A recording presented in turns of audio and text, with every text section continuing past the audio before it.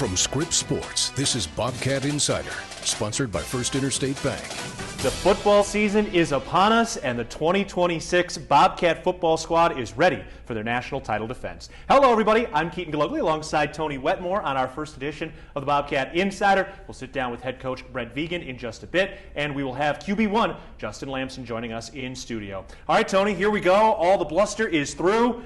Are you excited for this season? I can't wait. I mean, I haven't been to a Big Sky football game before. I know this is such a competitive conference and passionate fan bases and new places, so I'm so excited to see what the Big Sky has in store. And it's going to be a little bit of a new look Big Sky this season. Remember, Sacramento State paid that hefty fee to head on out to the MAC to join the FBS ranks, and so coming in is Utah Tech, who of course we'll see on Saturday, and Southern Utah rejoining the Big Sky as well to kind of round out that big geographical footprint. But that's not the only change to the Big Sky this year as well. Oh, an additional conference game. So more Big Sky play. Are going to 9 conference games this season. So more time for Big Sky fans to get excited and see who will be in the playoff eventually down the road. Right, going to those 9 conference games because now we have 12 weeks every single year. Remember, sometimes it was 11 games, sometimes it was 12 games. We're always going to be starting in week 0 now, so that has helped that out as well. And on top of that, for Utah Tech, kind of a funny scheduling quirk here, Tony, for what they've got going on throughout their schedule. Yeah, absolutely. Non-conference against Montana and NAU. The only team they play against is BYU. That is not in the Big Sky this season for them. So a little bit of a tough challenge for the Trailblazers. Yeah, it'll be an interesting matchup for them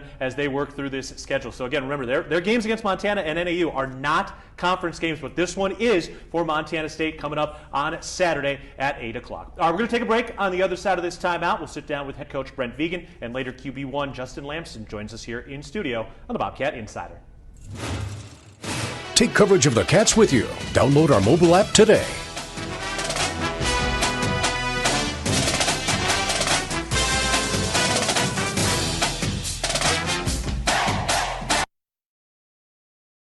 Welcome back to Bobcat Insider, sponsored by First Interstate Bank.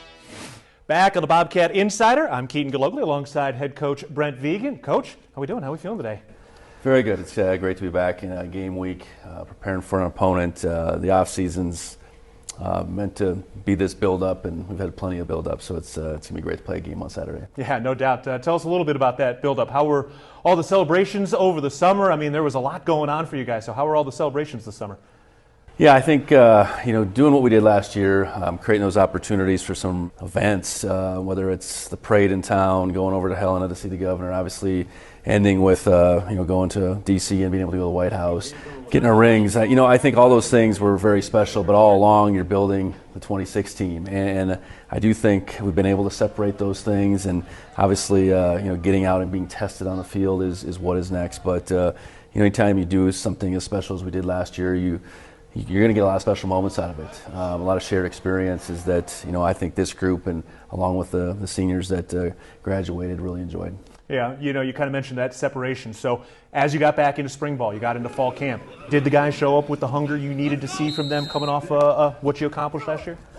I believe so. I think all the way through, this is a pretty mature group. We have 41 4th, 5th, and 6th year guys on this team, and so I think they get what's in front of us. The gravity, the journey, all those things, and not skipping a step, not assuming anything. But ultimately, that's going to play out as we get into the fall and take everybody's best shot. But I do think this team has been able to become its own, and it's just excited we get that opportunity to have it play out in the field here soon enough. You mentioned the excitement. What just overall has you most excited about this 2026 group? Well, I think it's letting that hunger play out. I think we're a really talented bunch, but it's much more than that. Talent allows you to do some things on game day, but it is the togetherness, it's the hunger, it's that willingness to fight for one another that I do think this team has. But again, I'll say it over and over again. This has to play out on Saturdays for us. Just because we did what we did last year doesn't guarantee us anything. We're 0-0 like everyone else right now, and I think this group is tired of hearing about all the expectations. Now it's going out there and living up to them. Well, let's talk about one of the guys who we're going to talk to here in just a little bit, Justin Lamson. We know who QB1 is this year. For Justin, is he a guy that maybe is getting some looks to play football after here, some NFL looks? And if so, what's some of maybe the feedback that he's getting right now as he heads into this final year? Yeah, I think anything you do, anytime you do what he did last fall, especially down the stretch, play as well as he did in the biggest moments, become a championship level quarterback.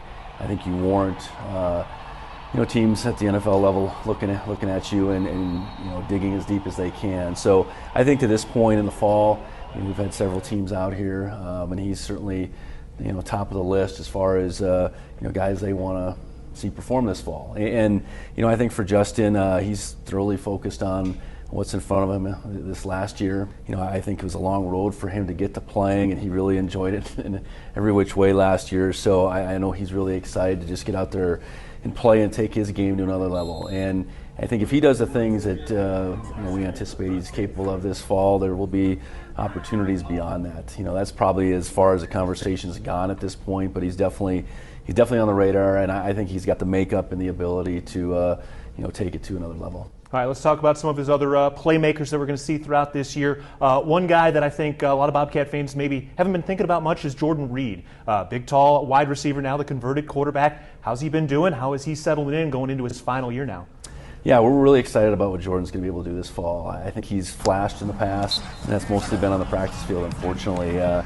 Jordan was in that quarterback position for quite some time, but was developing into this really good athlete that is also 6'5 plus and 215, 220 pounds. And we made the move to receiver a couple springs ago, and ultimately it's taken some time, but I think this fall camp in particular, we've seen that transition completely come into fruition, I guess, and it's still got to play out in these games, but Jordan, I think, is hungry for those opportunities. I know Justin certainly likes that size target, and I'm just excited for Jordan. It's been a long road for him.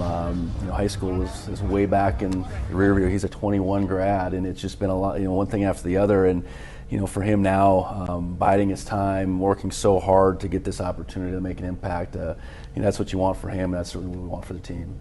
Finally, on offense, too, I want to talk a little bit about this tight end group. Obviously, you had Rocky Lencioni and Carter Kurnow listed as the top two guys, but we know Bruin Fleischman, Leuven Valsen, Rylan Schlepp, all guys that certainly can contribute. What are you going to see in that position group this year? Yeah, I think a more versatile group. It's not that group didn't affect our success last year, but I think with Rocky's year that he had, he's got an opportunity to take his game to another level. Carter Kurnow is a young player that has really done a lot in a short time to, instill a lot of confidence in us and putting him out there in all kinds of situations.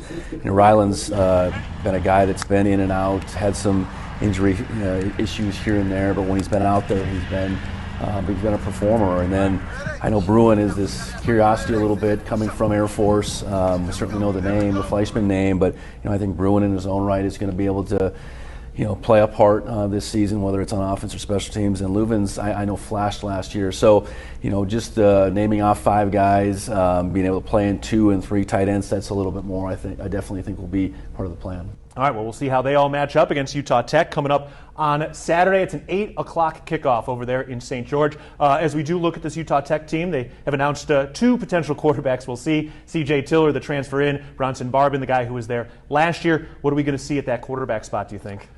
Well, I think that's a big question mark. I think they're 2 different styles. Bronson returns from last year, and there's quite a bit of film on him. C.J. Tiller comes in from 2 stops in the Mountain West and hasn't played much. I think different styles, so maybe it will be a blend. I assume it'll be a blend, I guess. I know that's how they played at times last year with 2 different guys. So we have to be prepared for kind of anything and everything, and that's what first games are a lot of times. Whether it's the quarterbacks, the schemes. I think you have to go in, offense, defense, special teams, kind of ready for everything. And I think our coaches have our guys prepared for that, and it's up to us to play as fast and disciplined as possible. On the defensive side, Lance Anderson, their head coach, comes from a defensive background. They're starting to get some returners now, some guys who have some experience. What do we expect out of their defense? Well, Coach Anderson has a long, lineage of coaching really good defense. Great track record at Stanford, and you can tell how he wants to build this team, and they've improved each and every year. And in my eyes, I know even though the first time we played against his team 2 years ago, that was a real challenge for us out in St. George. So aggressive, attacking. They got some really good players, and again, we're going to have to play well. We're going to have to be disciplined and fundamentally sound, and stay ahead of the chains, all that good stuff that we pride ourselves in. All right, well, we're looking forward to it. Next week we'll be able to talk about some games, and I know we all can't wait. All right, we're going to take a break, and in just a little bit, Tony Wetmore will sit down with QB1 Justin Lamson on the Bobcat Insider.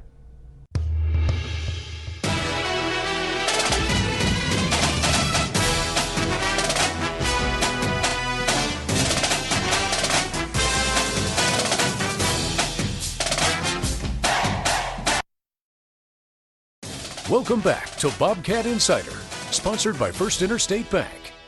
We're back on the Bobcat Insider, Keaton Galogly alongside Tony Wetmore as we are in week 0, getting ready to go for the season opener between Montana State and Utah Tech. All right, Tony, we just talked to Coach Vegan. I think one of the interesting things right now for this team is how are you going to respond after winning a national championship? So many different celebrations throughout the year, but it sounds like Vegan is happy with their efforts early on through fall camp and the spring. Yes, not only coach is ready to move on, but also the players, and even Justin Lamson and Taco Dowler mentioning in that intro press conference on Monday, they're excited to turn the page. They're ready to keep it moving. This is a new team. It's a new year. And although there was a lot to celebrate in this offseason, there will be more to celebrate is the goal going into the 2026 season. Yeah, no doubt. Now, we have talked a lot of offense on this show. Of course, we're going to talk with Justin Lamson just in a moment, but we talked about some of those types of playmakers. However, this Bobcat defense has Bobby Daly returning as the defensive coordinator, of course, a Bobcat Hall of Famer, and the preseason Defensive Player of the Year in Caden Dowler as well. It's going to be fascinating to see how this defense shapes up. Yeah, and we'll hear from the guy who sees him the most in Justin Lamson of what he has seen this season. Who are some of those defensive guys that we will be talking about all season long? Some new faces, some old faces, and whoever else will be stepping up for the Bobcats. All right, well, we'll see all of that here in just a second. I'll sit down with Justin Lamson when we come back on Bobcat Insider. Get social with Bobcat fans and follow MTN Sports on Facebook, Instagram, and X.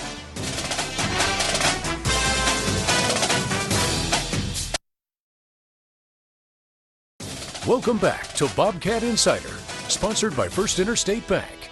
Welcome back to Bobcat Insider. I'm Tony Wetmore, joined alongside QB1 Justin Lamson. Justin, how are you doing today? Good. I appreciate you having me on. Thanks for coming on. So it was your first full summer in Montana, second season now with the Bobcats. What's been the thing you've enjoyed the most outside football in the Treasure State? Yeah, I guess just having the opportunity to go out and do stuff, that I wasn't introduced to in California. So I like to go and fly fish. I get to go to these different places. I got to go to Jackson Hole this summer. Just going to all these places that I've never been and doing these different activities, it's been great for me. And a lot of the times I get to do it with my teammates, so it's been fun. How important is that to have that time with something like fly fishing or something unique to Montana that you can do with your teammates? Yeah, it's great. I feel like a lot of like-minded guys in the locker room, and then on the flip side of that, for my mental sake, I kind of drive myself crazy with football a little bit. Just getting the opportunity to take my mind off of football sometimes in the off season, it was super nice. So yeah, enjoyed it a lot. What are some of those ways that you drown out that noise on game day and get yourself into that focused mode? Yeah, I just think it's preparation, leaning on my coaches, leaning on my teammates. I think Coach Vegan and Coach Sturbick, they really pushed me.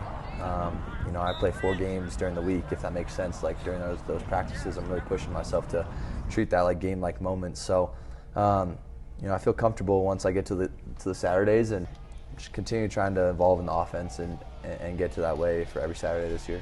And in that offense, you have a plethora of weapons around you that you can go to at any time in the game. So especially some of those younger guys like Carter Dahlke, how would you describe his game to someone that's looking forward to seeing him on that field? Yeah, Carter specifically, I guess I would consider him a very diverse player, alongside those 5 other receivers, dudes that can do something with the ball after they catch it, and then I can't say enough about the rest of the offensive line and running backs and tight ends. I just think I'm a lucky guy, and I think it's awesome to have that many weapons, and I think the guys are handling it well. Just they're happy when another guy is touching the ball, and it's not very selfish at all. And I think that's just that just shows our culture a little bit, and everybody knows their role, and we're really just trying to be the best offense we can be, and we all know that we have a role in that. So senior year for you, what does it feel like going into that last ride and the emotions in this final year? Yeah, same emotions as always, but definitely know that I just need to keep taking steps. I've played a lot of college football, but I know I can get a lot better. But yeah, it's sad, finishing my last fall camp and stuff, but, it's part of the deal. So I've been doing it for 6 years. So, yeah, but I'm very excited for this season. What would freshman year Justin say if he saw you and all you've accomplished thus far in your career? Yeah, I think he would be very happy with how I handled adversity, just fighting through the challenges that I've been through. And then, I think, in my freshman year, I was just in a different mental space. I didn't want to make a mistake, and I feel like I'm a little bit more comfortable in my skin now. And I think freshman me would be proud of myself, I guess, in that way. But yeah, definitely came a long way, mentally, physically, all those types of things. What are you most proud of in your career so far? Yeah, I think, honestly, like last week I got named a captain for the Cats, and just a huge honor, especially just, you want to see that your teammates perceive you a certain type of way, and just getting honored that award, I guess, from my teammates. But now the standard's even higher. I got to go and prove it every day and elevate, what I'm doing every single day in the facility. So yeah, that was probably the coolest thing. Absolutely, and Yeah. for the whole team to want you to be their leader, offense and defense. Defensively, you're going against those guys every day in practice. How are they making you better each day? Yeah, definitely during fall camp, I think any defensive guy would probably sit here and tell you they get real tired of me in fall camp just because the way I am in practice. They're pushing me, I'm pushing them, but Coach Daly has gotten those guys right. I'm very excited to see, because I think they're similar but also different, and we got a lot of studs coming back. So I'm very excited that those guys are my teammates, and think they're gonna turn a lot of heads just like they did last year. So looking forward to playing with them and being on the same team as them now and going against a different opponent. Who's a player that you'd like to highlight for Bobcat fans that may not be familiar with yet? Yeah, I'll do a couple because I just feel like that's right. Dom Solano off the edge with Zach Cruz. I think those two dudes are going to be special. I think that linebacker room is really special as well, like Cole Taylor leading the way with Bryce and X. I might just keep going. And then I would say the DB room, I'm very excited to see, because I think we got a 4-man rotation there. Those dudes could all pop, maybe even more. But, Takari, elevating as leader, and everybody knows the safeties room and the D tackles. I think they're going to be great. But I just named almost the whole defense. But I think it is a special unit, and very excited for those guys. Absolutely. Going into Saturday's game, new team in this conference. What's the mindset going on the road to start in St. George? Yeah, we're taking them very serious, just like we do every game. We don't look at any opponent less or more than one another, and I think, they got the guys, they got the scheme. We got to be prepared for anybody in this conference, and I truthfully mean that. And I do think our mindset is good right now, and we just got to keep taking these next 2 days to elevate our standard and be ready for these guys, because we know we're going to get their best shot, especially opening week. Thank you so much for your time, Justin. Yeah, Good luck appreciate this it. weekend. Thank you. When we get back from break, Keaton and I will preview the Utah Tech matchup.